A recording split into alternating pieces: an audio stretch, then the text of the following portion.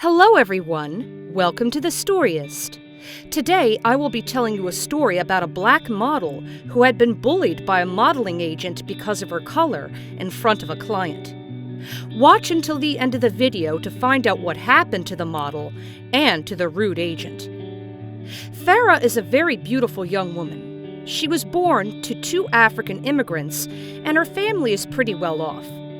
Back in their home country, her family owns an array of luxury restaurants, and she is basically rich in her country.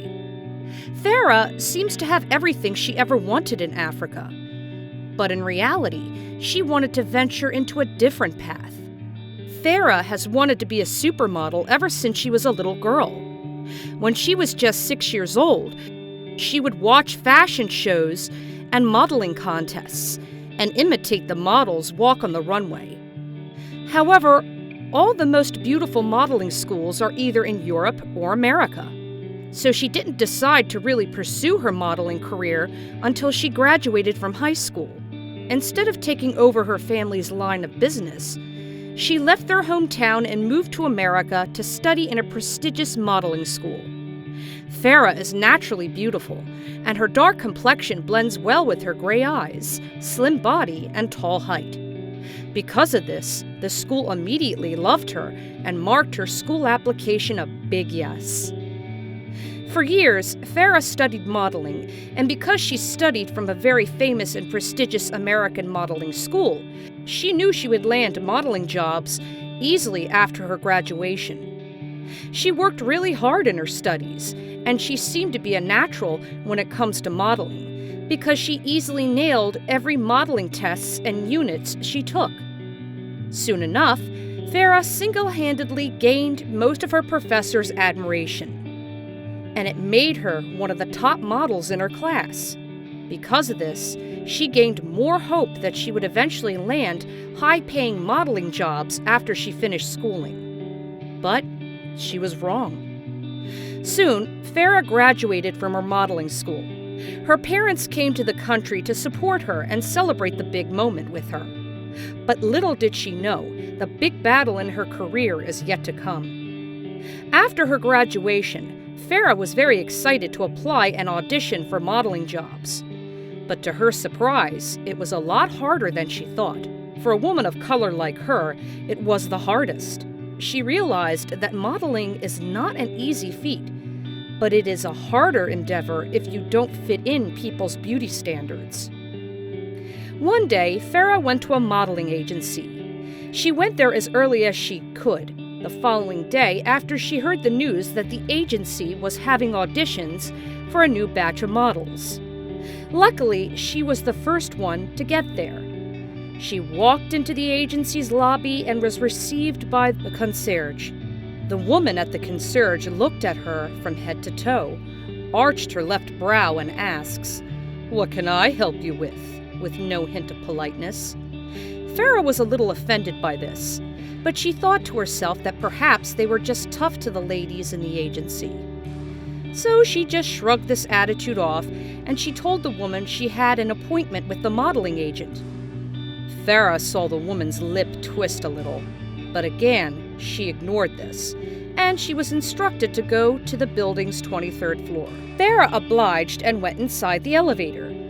When she stepped in, she saw a man in his late 40s holding a cup of expensive coffee and looking at his watch. He seemed frustrated. Farah ignored this and stepped into the elevator with him. The man looked at her with twisted eyebrows and said, "Great, you're here." Farah was confused by what the man meant, but she thought it might be a good sign that somebody recognizes her in the modeling building. "He must have seen me in the modeling school before," Farah thought to herself. But when the man continued talking, "Can you go to Starbucks and tell them they got my coffee wrong? I asked for 2 shots of vanilla, and now I don't even taste any sweetness," the man exclaimed while looking at his coffee. Farah, confused at first, felt offended after a while. "So that's why he was that happy to see me. He thinks I work here," she thought. She waved her hands at the man. "I'm sorry, but I don't work here," she replied.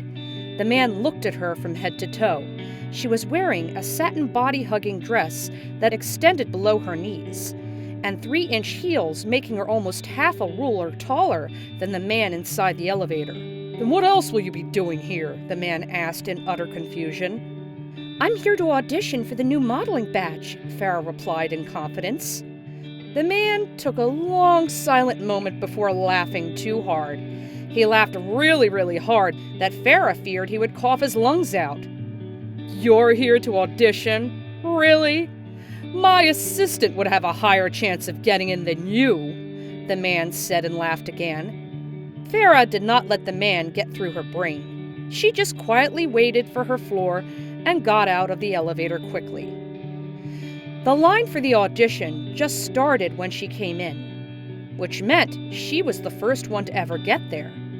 After she fell in line, there were about 40 more skinny, beautiful, tall, and white women who fell in line after her. All of a sudden, she felt very insecure. All of them were equally beautiful in their own ways, but she was the only one who wasn't white. She felt like she was lost somehow, but determined enough, she tried to keep her composure and just washed her worries away by talking to her parents through the phone. They supported her very much, and they gave her a lot of words of encouragement during their whole conversation. After a while, a woman with a megaphone came out of the audition room and called all the models out. She told them the instructions, that she would call their names based on the resumes she had with her, and each of them would enter the audition room. Farah got very excited at that moment, her very first audition. She was first in line, but the woman called the 3 blonde girls behind her first, and when she complained, that's just when she was let in. When she entered the audition room, she was shocked and disappointed at the same time to see the man in the elevator. He was with a white client. The man from the elevator took one look at her and laughed his heart out. "So, you weren't joking when you said you would audition?" the man asked while laughing. Farah got annoyed at this time. "Why? Is there anything wrong with that?" she asked. "Yes, you're black, darling. They're all white. You want to be seen on TV? Go audition for Black Panther or something," the man said. Farah got more offended by this. "So, you're saying I can't be a model because I'm black?" she asked. "I'm saying you can't be a model because you're not pretty. White girls are pretty. White girls are pretty. You're not," the man said, and asked her to leave. But before Farah could completely reach the door, the white client asked her to stop. "Wait! You're exactly what I'm looking for," the client said. The man from the elevator was shocked and tried to talk to the client. "What do you mean, she's who you're looking for? She's black," he said. The client approached Farah and said, "Your eyes are really beautiful. They would be the perfect fit for my contact lens product." Farah felt her cheeks blush with the client's praises. The client asked if he can use Farah in their next photo shoot, and Farah excitedly agreed. The model agent from the elevator was humiliated, and he tried talking the client out of his decision. But the client was really persistent, and he couldn't do anything about it.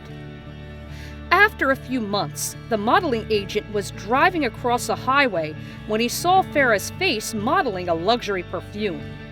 He was so shocked, learning how far Farah had gotten in her career. After her first perfume billboard, he drove past her advertisement endorsing an expensive bag brand. "Her agent must be rich by now," he said to himself, regretting his reckless decision to shame Farah in public before. And now he couldn't believe he had a future supermodel in his hands and let her slip because of his rudeness. When he got out of his car, he walked into a restaurant and bumped into a beautiful model. It was Farah. She was now dressed like a real supermodel, and he apologized for how he treated her before. "It's fine. I wouldn't be here if not for you. I worked hard to prove you wrong after that incident, and now I think I successfully did," Farah said, and waved him goodbye. From then on, the agent treated everyone with equal kindness. That's all for today. Thank you for watching, and we'll see you in the next video.